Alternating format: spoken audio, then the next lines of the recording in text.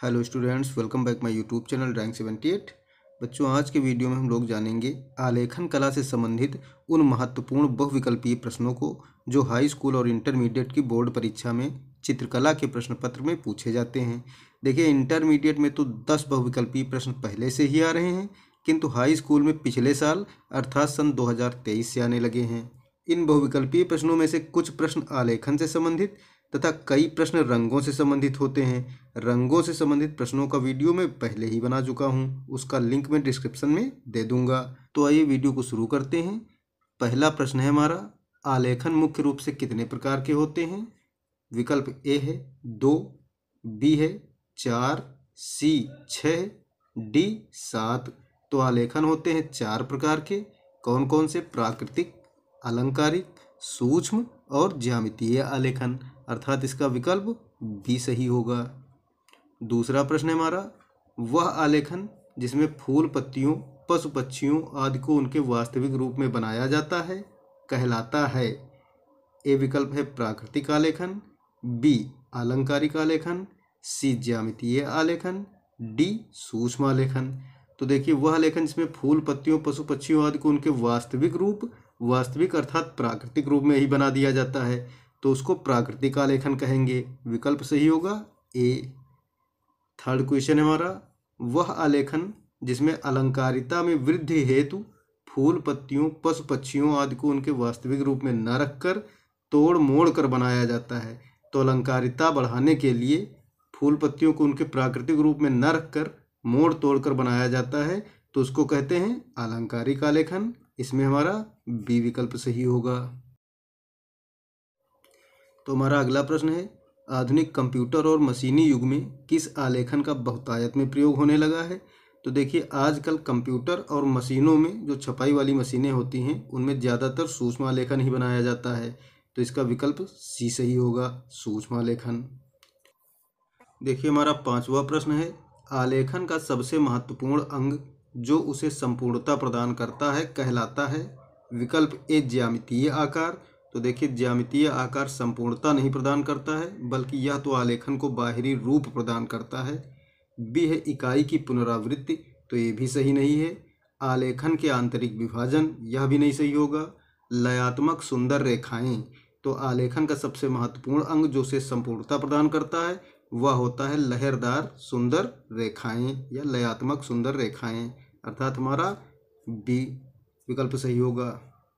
अगला क्वेश्चन होगा, आलेखन का सर्वाधिक महत्व क्या है? वस्तु को आकर्षक बनाना, वस्तु को टिकाऊ बनाना, वस्तु को कीमती बनाना या वस्तु को उपयोगी बनाना। तो देखिए, वस्तु को उपयोगी आलेखन नहीं बनाता है, वस्तु को कीमती भी नहीं बनाता है, वस्तु को टिकाऊ या मजबूत भी नहीं बनाने का काम करता है।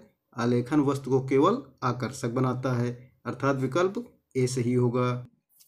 देखिए, सातवां क्वेश्चन हमारा, आलेखन के किसी भाग को बार बार दोहराने की क्रिया कहलाती है?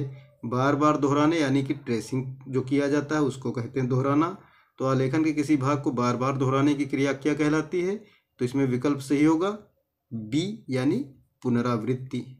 अगला क्वेश्चन है, आलेखन का वह भाग जिसे बार बार ट्रेसिंग किया जाता है कहलाता है?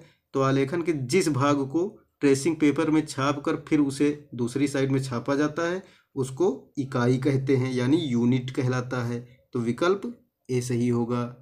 देखिए, हमारा 9वां क्वेश्चन है, आलेखन की ट्रेसिंग किस पेंसिल से करनी चाहिए? तो आलेखन की ट्रेसिंग हमें 2B पेंसिल से करनी चाहिए, यानी विकल्प बी सही होगा। हमारा 10 नंबर क्वेश्चन है, कौन सा आकार आलेखन के लिए उपयुक्त होता है? विकल्प ए है वृत्त, बी है आयत, सी है त्रिकोण। यहाँ त्रिकोण का मतलब होगा त्रिभुज। तो वृत्त में, आयत में, त्रिभुज में, सब में आलेखन बनाया जा सकता है, अर्थात विकल्प हमारा सही है उपर्युक्त सभी। अगला क्वेश्चन है, आलेखन के लिए कौन सा आकार उपयुक्त नहीं है? तो देखिए, वृत्त आलेखन के लिए उपयुक्त है, वर्ग में भी आलेखन बनता है, कोण में आलेखन नहीं बनाया जा सकता है, जबकि त्रिभुज में बनता ही है, यानी इसका विकल्प सही होगा सी। आलेखन के लिए कौन सा आकार उपयुक्त नहीं है? कोण उपयुक्त नहीं है। अगला क्वेश्चन है, रजाई के फर्द के लिए कौन सा आकार उपयुक्त होगा? तो देखिए रजाई होती है आयताकार, यानी इसके फर्द के लिए आलेखन आयत में ही उपयुक्त होगा, यानी आयताकार आकार उपयुक्त होगा। अगला क्वेश्चन है कोने के आलेखन के लिए किस आकार का प्रयोग करना चाहिए? ए है वृत्ताकार, बी है वर्गाकार, सी है आयताकार, डी है त्रिभुजाकार।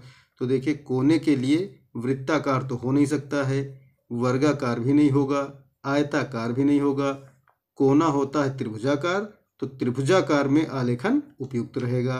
तो हमारा विकल्प सही होगा डी।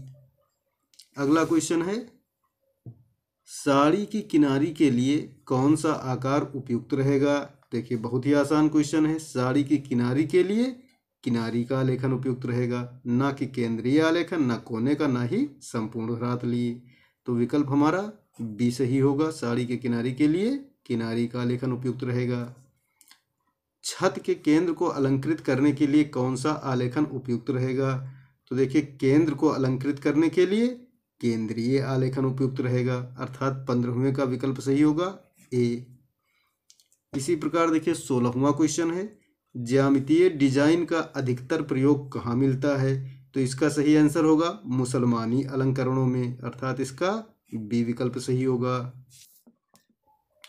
आलेखन में ज्यामिति का प्रयोग क्यों होता है? ज्यामिति का ज्ञान कराने के लिए? बिल्कुल नहीं। सुंदरता के लिए? तो आलेखन में ज्यामिति का प्रयोग सुंदरता के लिए भी नहीं होता है। आलेखन को सरल बनाने के लिए?